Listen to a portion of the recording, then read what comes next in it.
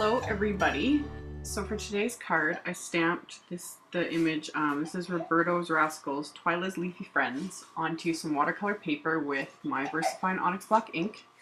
And then I'm just using my Big Shot and the Spellbinders Label 7 dies to cut out the image. And I always do die face down even though the manufacturer does not recommend it, but that way I can see where I'm cutting. And I tape the die into place before I'm running it through my machine. And yes, Munchkin is in this video. She is in the room with me and wide awake. So yeah, all of her little squeaks and noises are her.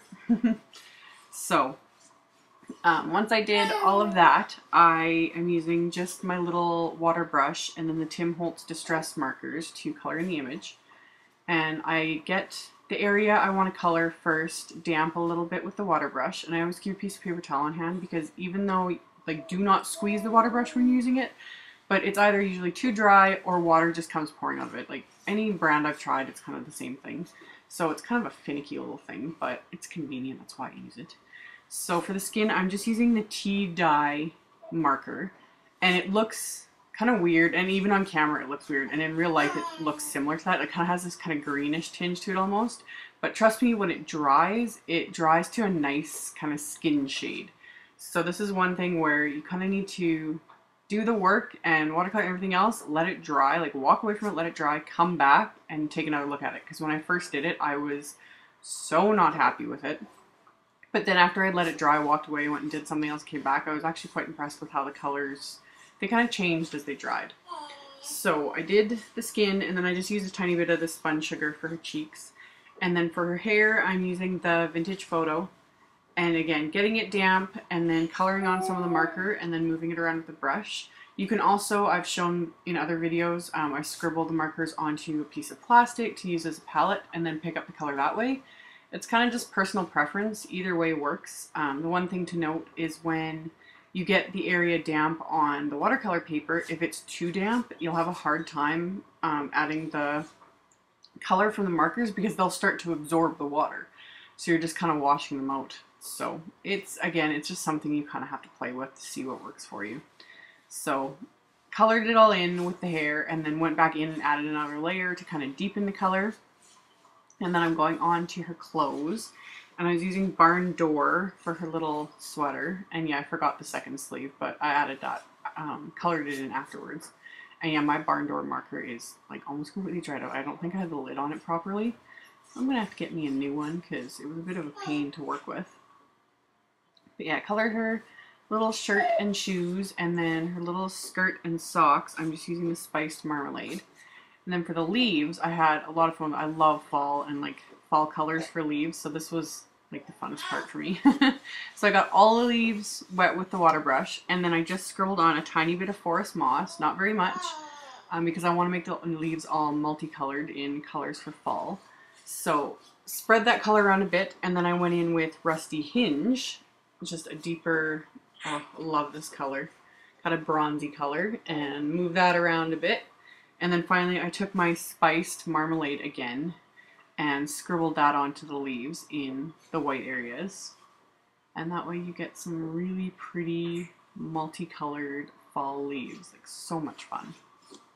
So got all that done. And then for the ground, I really saturated it this time with the water brush.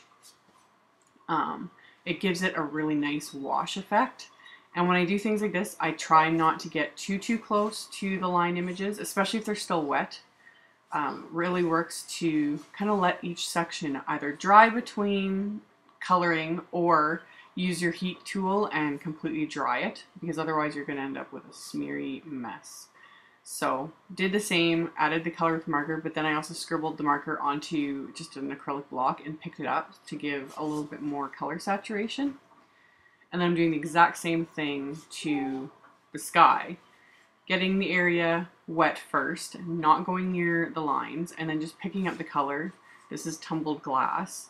And picking up the color with my water brush and just washing it right onto the watercolor paper.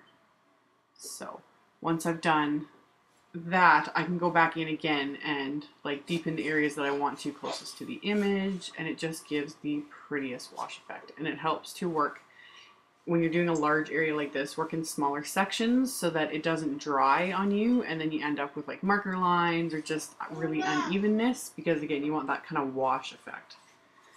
So once I was happy with the main image, I can let it dry as I work on the rest of the card. So I'm using, this is the pattern paper from the Bo Bunny Apple Cider Pack. And that's going to be, that was kind of the main inspiration for my colors. So just a really simple layout because I wanted the main image to be the focus. Plus I'm doing my standard A2 size card. And with this die cut, it takes up pretty much the whole card. So keeping things simple. The sentiment is from my Autumn Sentiment set, and I just inked it up again with the VersaFine Onyx Black and stamped that onto there. And then I'm just adding adhesive to the very center of it and bending it out a bit since it's kind of shaped like a book. Kind of wanted to follow through with that and left the edges completely unadhered so that they're popped up a little tiny bit. And then the leaves I got a couple of years ago, I think. They're by Prima. I don't even know if they still sell them anymore or not. I think they do have them in the one in Simon Says Stamp. But yeah, I've had them forever, never used them. I've been hoarding them all this time. It's time to use them. So I just used some little red line adhesive dots. That's about the easiest way to adhere embellishments like this. So got them into place, and then the button I just used another red line adhesive dot. I've decided not to bother with like sewing it onto the card. So added a little red dot with the button, and then added a couple brads in coordinating colors.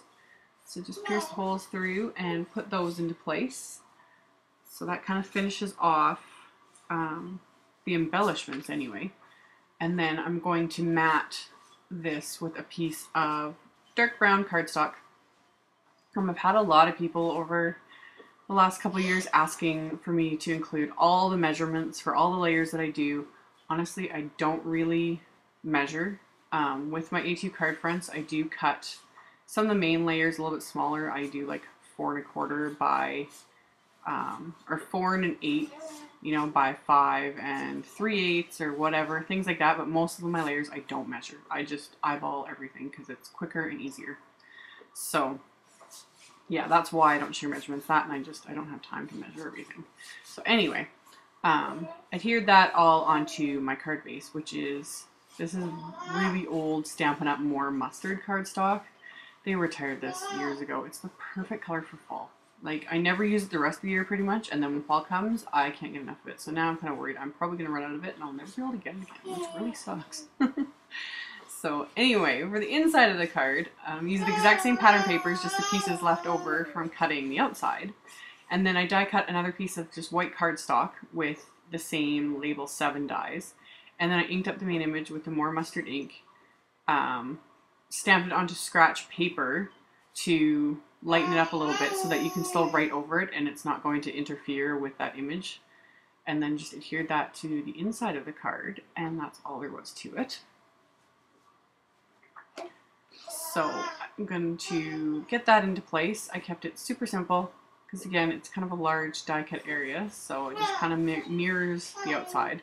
And then I grabbed some coffee ice stickles just to kind of mimic the leaf embellishments, and that's all there was to it. So as always, there'll be a link below to my blog post with links to all the supplies used. Thank you guys so much for watching, and I will see you all next time. Bye!